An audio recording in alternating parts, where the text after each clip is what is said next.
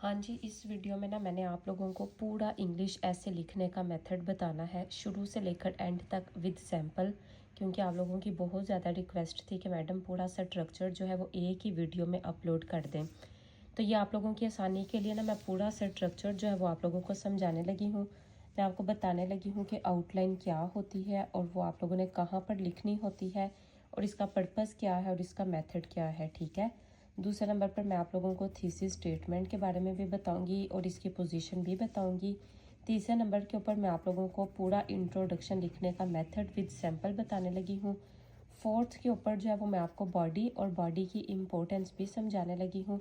और fifth number के ऊपर आप लोगों को मैं कंक्लूजन भी बताऊंगी। तो अगर आप लोग ये वाली पूरी वीडियो देख लेते हैं ना, पूरा स्ट्रक्चर आप लोगों का कवर हो जाएगा। अच्छा, स्ट्रक्चर को कवर करने से पहले ना थोड़ा सा आप लोग ऐसे राइटिंग के बारे में सीख लो कि ऐसे राइटिंग होती क्या है। अगर आप लोगों को ये आइडिया मिल जाए ना कि ऐसे होता क्या है और वो आप लोगों से एक्सपेक्ट क्यों करता है कि आप लोगों ने रिसर्च बेस्ड ऐसे लिखना होता है। देखो, ऐसे के लिए ना आपने याद रखना है कि आपको ना एक टॉपिक दे दिया जाता है। अब ये टॉपिक है ना, इसके ऊपर आपने अपनी अंडरस्टैंडिंग के अकॉर्डिंग अपना एक स्टांस ले लेना होता है। वो जो आप लोगों को टाइप ऑफ ऐसे कहा जाता है ना, तो उस टाइप में बेसिकली डिसाइड हो जाता है कहाँ पर कैसे और क्यों स्टांस लेना है, ठीक है। टाइप का वैसे ओवरऑल ऐसे के साथ कोई खास लिंक नहीं होता, अगर आपको पता हो कि कहाँ पर कौन से डिस्कोर्सेज को यूज़ करना है। तो वैसे तो मैं जब बच्चों को ऐसे राइटिंग करवाती हूँ ना, तो मैं ड्यूरिंग सेशन उनको खुद से ऐसे टेम्पलेट्स प्रोवाइड कर देती हूँ कि अगर उनको नहीं भी ना पता कि कौन सी टाइप के लिए कौन सा स्ट्रक्चर फॉलो होगा, कहाँ पर कौन कौन से डिस्कोर्सेज लगने हैं, तो वो टेम्पलेट इनफ होती है। लेकिन आप लोगों को भी मैं गाइड कर देती हूँ कि आप लोगों की ऐसे राइटिंग पता क्या होती है। जैसे अगर वो आपसे कहता है ना, N analysis of education system of Pakistan, ठीक है। तब ये देखो, सपोज कर लेते हैं एक स्टूडेंट एक्स है, एक स्टूडेंट वाई है और एक स्टूडेंट जी है। अब इन तीनों का एनालिसिस जो है ना वो डिफरेंट होगा। हो सकता है एक स्टूडेंट की जो रिसर्च है उसके अकॉर्डिंग वो पॉजिटिव एनालिसिस लगा दे, एक स्टूडेंट के अकॉर्डिंग जो है ना वो नेगेटिव लगा दे, और एक का जो है ना वो न्यूट्रल स्टांस, उसके रिसर्च आइडियाज़ ऐसे हों कि उसको एक्स वाले भी आइडियाज़ पता हों और वाई वाले आइडियाज़ भी पता हों, और वो उसके अकॉर्डिंग अपना एक जो है ना वो स्टांस बना ले। ऐसा भी पॉसिबल है। तो इसलिए फिर आप लोगों ने ये याद रखना होता है, कोई भी जो ऐसे होता है उसमें आप लोगों ने पहले अपना एक स्टांस जो है वो सेट करना होता है। अच्छा, फिर आफ्टर दैट पर्टिकुलर स्टांस जो भी आप किसी भी टॉपिक के लिए ले लेते हैं, उसके बाद आप लोगों ने उसके ऊपर अपनी ओपिनियन देनी होती है। और वो जो ओपिनियन होती है ना, वो अकॉर्डिंग टू योर स्टांस होती है, जो आपकी आउटलाइन में निकल रही होती है। आप लोगों की हर आउटलाइन में बेसिकली अगर आप ये भी कह दो ना कि आपका जो टॉपिक है वो आपकी थीसिस है, और थीसिस के लिए आप लोगों ने अपना एक स्टांस बना लिया, अब उस स्टांस के अकॉर्डिंग आपने ओपिनियन देना शुरू कर दिया, तो ये भी गलत नहीं होगा, ठीक है। अच्छा, अब उस डांस के लिए सपोज करो कि अब ये एक टॉपिक मेरे सामने है, और इस टॉपिक में जो है ना वो स्टूडेंट का मैंने एक ऐसे चेक किया था, बेसिक लेवल का मॉक पेपर हुआ था, जिसमें हमने जो था ना वो देखा था टॉपिक हमें मैंने दिया था पास्ट पेपर में से ही, और वो टॉपिक था हायर एजुकेशन इन पाकिस्तान। और उस हायर एजुकेशन इन पाकिस्तान में इल्स एंड रेमेडीज़ जो थी ना वो डिस्कस की हुई थी। अच्छा, अब ये जो हायर एजुकेशन इन पाकिस्तान और इसमें ये जो इल्स एंड रेमेडीज़ आ गया है सवाल, तो इसका मतलब ये है कि अब इस वाले सवाल के ऊपर आप लोगों को स्टांस लेने की ज़रूरत नहीं है। ये बड़ा सीधा क्वेश्चन है। सीधा क्वेश्चन ये है कि इसमें आपने इल्स और रेमेडीज़ बतानी है, बस।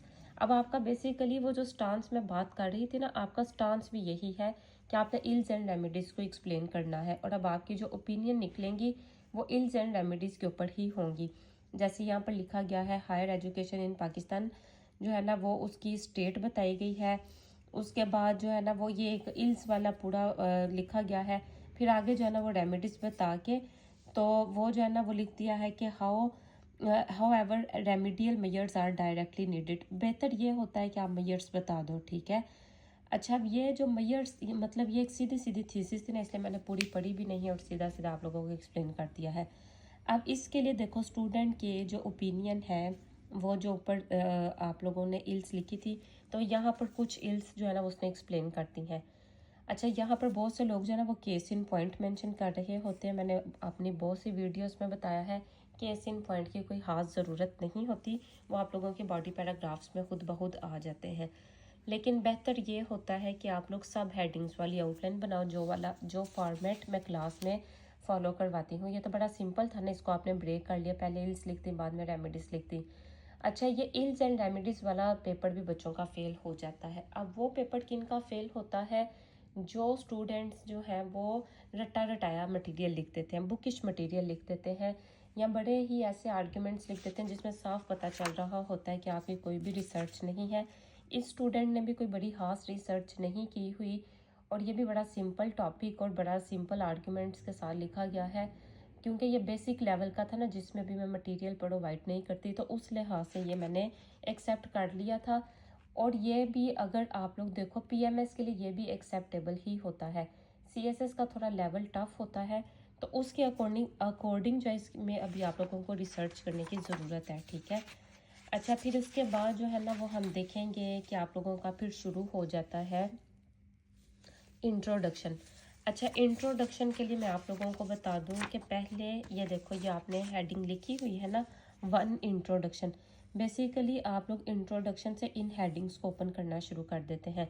बहुत से स्टूडेंट्स ना यहाँ पर दोबारा थीसिस बना देते हैं, ये इंट्रोडक्शन के पॉइंट्स लिखना शुरू कर देते हैं, वो भी नेसेसरी नहीं होते। थीसिस की जो आइडियल आप लोगों की पोजीशन है वो ये वाली पोजीशन है कि जहाँ पर आप लोगों ने ये टॉपिक लिखा और टॉपिक के अंडर आप लोगों ने थीसिस लिख दी। अच्छा, फिर इंट्रोडक्शन का मैं आप लोगों को अपना मेथड बता देती हूँ। 2 तरह के मेथड होते हैं। कुछ लोग जो है ना वो बैकग्राउंड के ऊपर और टॉपिक की एक्सप्लेनेशन में ही इंट्रोडक्शन लिख देते हैं। मेरा मेथड ये होता है कि हम इंट्रोडक्शन को किसी भी ओपनर के साथ ओपन करते हैं, उसका लिंकिंग सेंटेंस लगा के उसको सपोर्ट करते हैं। उसके बाद हम बॉडी जो है वो एक्सप्लेन करते हैं। बॉडी में आप लोगों की आउटलाइन के जो कॉज, जैसे यहाँ पर इल्स वाला पार्ट था, ठीक है, और इफ़ेक्ट्स वाला पार्ट लिखने से पहले आप लोगों ने जो है ना वो रोड मैप देना होता है। क्योंकि यहाँ पर तो सीधी सीधी इल्स एंड रेमेडीज़ पूछ ली गई थी, तो आपकी बॉडी में इल्स ही आने थे और इल्स के कॉजेज़ आने थे, और अगर आपने इफ़ेक्ट्स बताने हैं तो वो आने थे, ठीक है। इफ़ेक्ट भी विद रिस्पेक्ट टू इल्स ही होंगे, खुद से इफ़ेक्ट्स नहीं बना देने।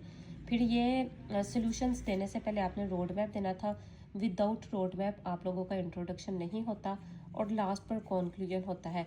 बहुत से लोग जो है ना वो थीसिस यहाँ पर दोबारा लिख देते हैं। मैं ऑप्टिमिस्टिक अप्रोच के ऊपर आप लोगों को कॉन्क्लूजन लिखवाती हूँ। अच्छा, ये वाला जो है ना ये मोस्ट रेकमेंडेड ये वाला आप लोगों का इंट्रोडक्शन का स्ट्रक्चर होता है। लेकिन कुछ लोग जो है ना वो बैकग्राउंड के ऊपर लिख रहे होते हैं, और वो बस कहानियाँ लिख रहे होते हैं। तो एक कैम्ब्रिज की एक बुक है, उसमें वो वाला मेथड भी है। लेकिन एफपीएससी के अगर आप लोग क्राइटेरिया के लिहाज से देखो तो ज़्यादा ये वाला मेथड फॉलो किया जाता है, जिसमें पूरे ऐसे कि आप लोग जो है ना उसको एक ग्लिम्स दे दो। क्योंकि इंट्रोडक्शन का पर्पज़ ही ये होता है कि आप लोगों ने आइडियाज़ को इंट्रोड्यूस करवाना होता है। आप उसको बताते हैं कि इस ऐसे में हम ये कुछ डिस्कस करने जा रहे हैं।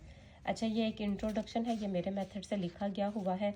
इसमें आप लोग देखेंगे पहले रिपोर्ट होगी, फिर उसको सपोर्ट किया गया है, फिर उसकी जो है वो बॉडी बनाई गई है।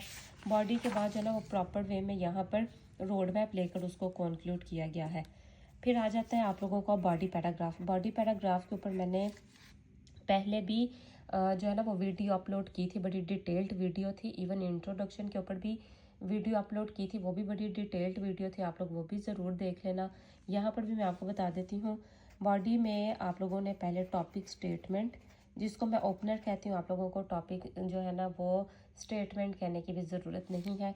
एग्जामिनर ने ये नहीं देखना कि आपके माइंड में टॉपिक स्टेटमेंट थी या की आइडिया था या कुछ भी। ओपनर याद रख लो, मतलब आउटलाइन को ओपन करना है, उसी को आप लोगों ने सपोर्ट करना है। यहाँ पर एविडेंस आएगा, ठीक है।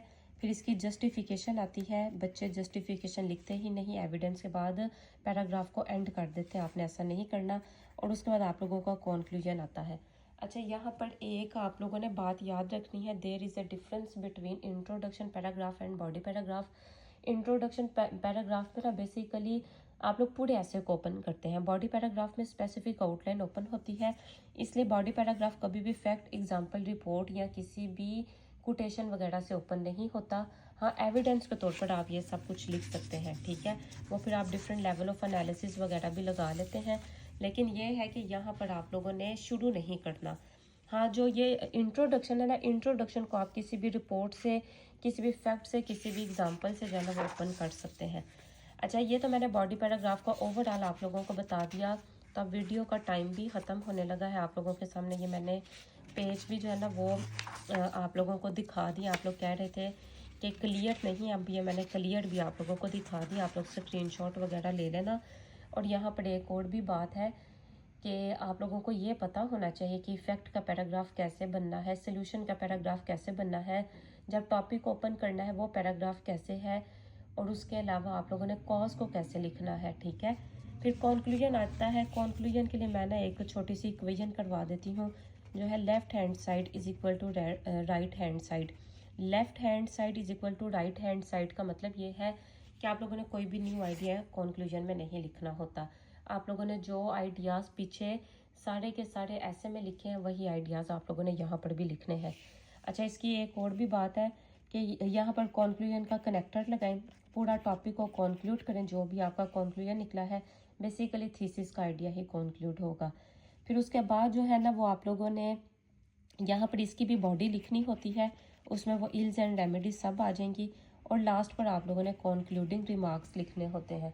कॉन्क्लूडिंग रिमार्क्स जो है ना वो खुद से नहीं बनाने, अगर आते हैं खुद से बनाने हैं तो फिर किसी को जो है ना वो नाम नहीं लिख देना। ये ना हो कि आप कायद आज़म की कोई भी कोटेशन लिख रहे हो और कायद आज़म को पता ही ना हो।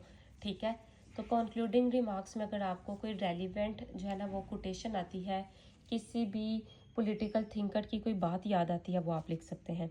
अच्छा, यहाँ तक तो ये बात तो आप लोगों को समझ आ गई है। यहाँ पर ऐसे राइटिंग ख़त्म नहीं होती, ऐसे प्रैक्टिस एंड इवैल्यूएशन से ही आता है। ये आप लोगों को वीडियो जितनी मर्जी अच्छी समझ आ गई होगी ना, जब तक इसकी प्रैक्टिस नहीं करेंगे।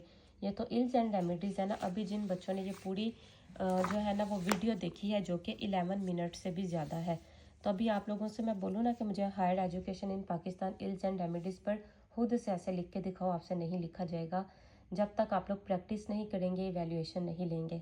तो अगर तो आप लोग सिंसियर हैं और अगर आप लोग जो है ना वो अभी इन 3 महीनों में बड़ी अच्छी तैयारी करना चाहते हैं, तो आप लोग मेरा सेशन ज्वाइन कर सकते हैं। ये वाला सेशन थोड़ा सा डिले हो गया है, लेकिन इंशाल्लाह हर सूरत हम लोगों ने 1 नवंबर से शुरू कर देना है। आप लोग पहले लेट हो जाते हैं और जब सेशन शुरू हो जाता है ना, उस टाइम पर फिर आप लोग मैसेजेस कर रहे होते हैं। मैं आपको बता दूं कि इस साल मैंने कंपलसरी का भी एक ही बैच रखा था। अब दोबारा से जीएस से पाकिस्तान अफेयर्स और करंट अफेयर का सेशन नहीं आएगा। अब जो है वो इस्लामियात और ऐसे के सेशन आएंगे। इस्लामियात में रेगुलर प्लस जो है ना वो आप लोगों का अलीट सेशन है। अलीट में जिन बच्चों ने जून से शुरू किया था, अब तक जितना काम कवर कर दिया है ना, तो अलीट में मैं आप लोगों को वो सारा काम कवर करवाऊंगी। रेगुलर बच्चों का ड्यूरेशन कम होता है, तो इसलिए उनके लिए इतना पॉसिबल नहीं होता सब कुछ कवर करना। उनके लिए एक ये मैंने काम किया है कि पहले 60 डेज़ होते थे विद इन 3 मंथ्स, अब मैंने 60 डेज़ कंसेक्टिव कर दिए हैं। ठीक है, और कोशिश करूँगी कि उनको भी कुछ एक्स्ट्रा काम भी करवा सकूँ। लेकिन अगर आप लोग चाहते हैं ना कि इसी अटैम्प्ट में ऐसे पास कर लें, और मेहनत करने वाले बच्चे हैं, मेहनत जो है ना वो फर्स्ट प्रियोरिटी होनी चाहिए, तो आप लोग मेरा एलीट सेशन जो है वो ज्वाइन कर लें। मेरे पास नंबर ऑफ़ स्टूडेंट्स जो है ना वो कम ही होते हैं। आप लोग ये ना सोचिएगा कि पता नहीं ये मैडम टाइम देंगी कि नहीं। जो मेरे स्टूडेंट्स हैं उनको तो पता है। और इस व्हाट्सएप नंबर के ऊपर आप लोगों ने कांटेक्ट करना है। अल्लाह हाफिज़।